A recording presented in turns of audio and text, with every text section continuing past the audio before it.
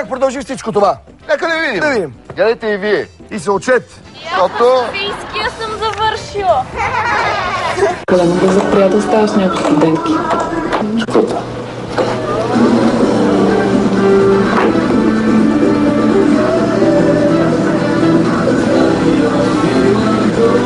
Не знам, би трябвало да има някаква граница. Това са някакви бабушки разбирани, които аз не ги разбирам. Последното ми гадже беше на 41-2, а предишното ми като го взех беше на 21. Се каже на 21 година. И къде се намерихте? Тук.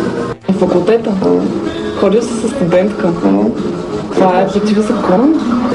Против закон. И аз си го казах, тя що да е против закон.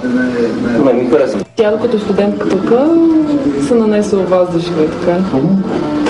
Но ти навсякъде ги сваляш, не? Не, за мен едно време навсякъде. Значи едно време нямаше да мърда около мен нещо. Така, просто. Сега вече по-ме мързи.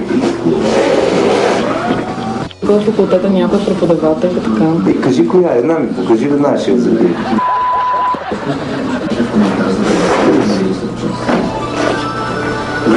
Какво?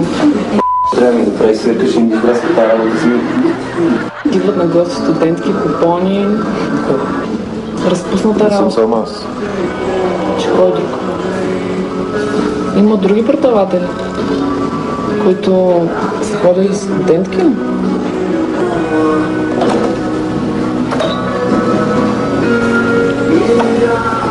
90% от преподавателите тук са минали през леглата на учителите си. На времето. 90%. Аз знам за една, която не е. Която не е? Да. А от другите, защо си мислиш, че са? Защото знам. Те си ти казват. Но знам, че и масово. А колко не са станали преподавателки, дето са минали там. Това джуджето скача на всеко момиче, което иде. Но една немкина такъв му беше забила, че ходи една седмица с такова око. О, не бе. Това ли момичета, така ли?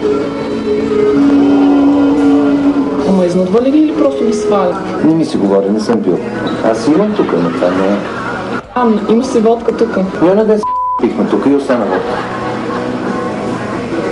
Как ще пите в факултета? Докато бе, свършиха ни часовете, седнахме си там, лавче, пихме си го, ние сме преподаватели, ние сме студенти. Не е ли забранено? И кой що да е забранено? За нас е забранено. За вас има правила все пак. Нищо, че сте преподаватели. Имате си някакъв правилник, предполагам. Или тук в този факултет пълна анархия? Това е по-стегнато. Че е стегнато. Другите се дадат и се докладват. А тук при нас, защото имахме двама алкоголици професори, които лющиха денонощно и ходеха пияни с коридорите и общо взето на това не се обръща такова внимание. Даже тук в факултета, щом си пускаш пълно на коридора... То е 40 секунди. Това казваш, тук е пълна анархия.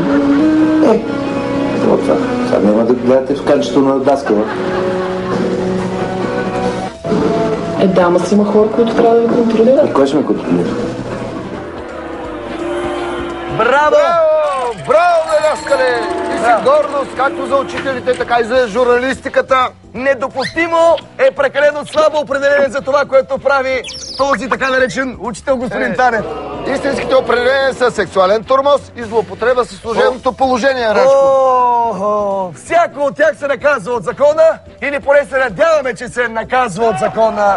Надяваме се. Очаквайте другата седмица продължение на темата, а ние очакваме действията на прокуратурата. Ако имате някаква информация за случая, сигнализирайте на телефон 946-3327 или на господари.com. Останете с нас и след рекламите, за да видите къде се е запилял Калеко Алеко. Реклама!